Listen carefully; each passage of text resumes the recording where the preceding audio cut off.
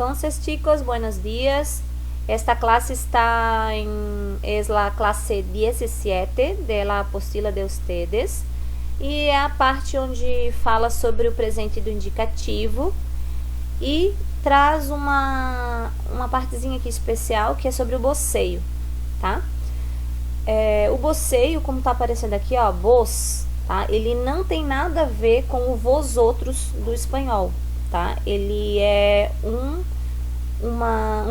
pronome pessoal que é utilizado como forma de tratamento informal em alguns países.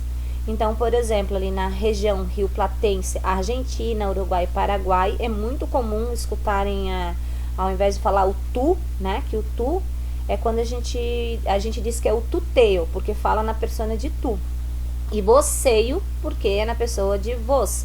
Mas os dois são estão lá na segunda pessoa do singular, tá? E tem uma conjugação diferente que a gente vai ver um pouquinho mais pra frente.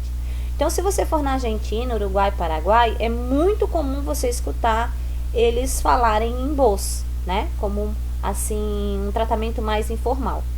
Em algumas regiões de Bolívia, Peru, Colômbia, Honduras, Costa Rica, El Salvador e Guatemala e também Nicarágua.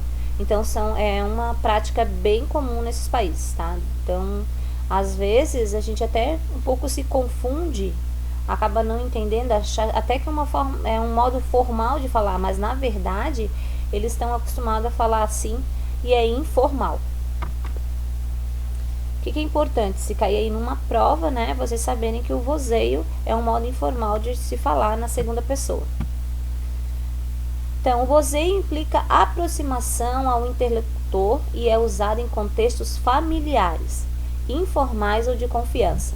Usa-se o pronome vos no lugar do tu, para o tratamento em segunda pessoa do singular e se trocam as conjugações de tu somente em presente de indicativo e um imperativo afirmativo, tá? Então, isso é um caso bem particular que só vai acontecer no presente do indicativo e no imperativo afirmativo. No pretérito, futuro ou no subjuntivo, não tem o uso do vos. Por isso que ele não aparece muito, ele não aparecia muito assim nos livros, né, falando ali gramaticalmente, sempre se falava só da persona de tu. Só que como ficou uma prática muito usual nesses países que eu falei, acabou se incorporando a gramática. Então, tanto eu posso falar tu, como eu posso falar o vos na segunda pessoa do singular, só que somente no presente indicativo e no imperativo afirmativo. Então, eu tenho aqui o presente do indicativo. Então, é removida a letra I das formas de vosotros, mas é mantida a acentuação. Exemplo, vosotros quereis, vos quereis, né? Eu falei ali que não tem nada a ver, aqui é só um exemplo para vocês verem que é uma conjugação muito parecida com vosotros. Por isso que algumas pessoas confundem o vosotros com o vos, tá? Mas não tem nada a ver. O vosotros é segunda pessoa do plural e o vos é segunda pessoa do singular. Então, por isso aqui, ó, é meio que surgiu a conjugação do vos, tá? Pelo vosotros é que surgiu a conjugação do vos. Forma de vos. ¿Comes pan en el desayuno? ¿Podés abrir la puerta ahora? Formas do tu, né? Tu comes pan en desayuno? ¿Puedes abrir la puerta ahora? Então, a gente vê que a conjugação aqui, ó, é diferente, ó, né? O que mudou aqui? O acento, tá? O acento.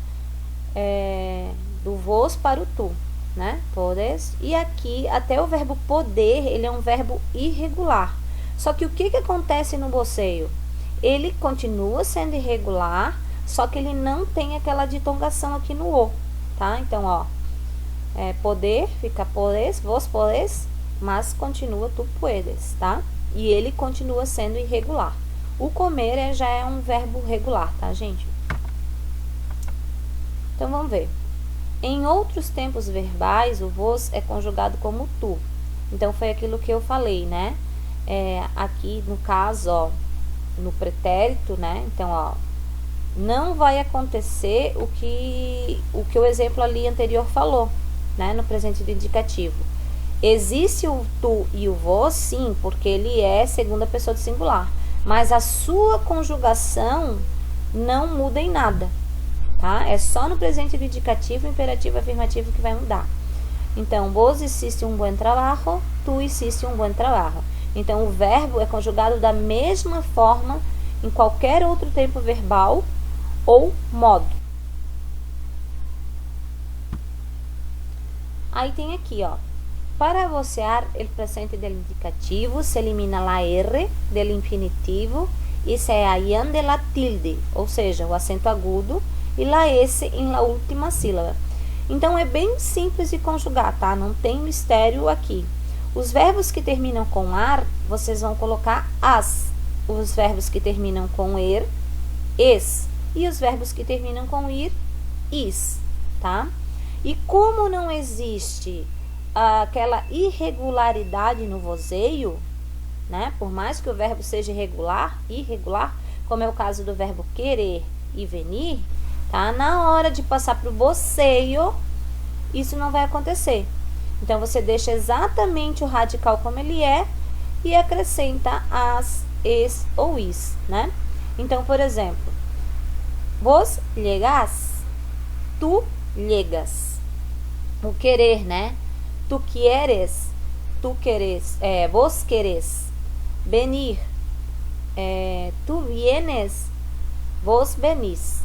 Tá? Então, é bem comum essa utilização aqui do voceio como modo informal. Mira como se usa. A que hora llegas, Juan? Aqui faltou um signo de pontuação ao contrário, tá? Mas é a que horas llegas, Juan? Pero, vos querés la tostada ou não? Venís solo, né? Então, o uso do voceio, ele de certa forma, ele é bem simples, tá? E aí foi algo que foi colocado, né?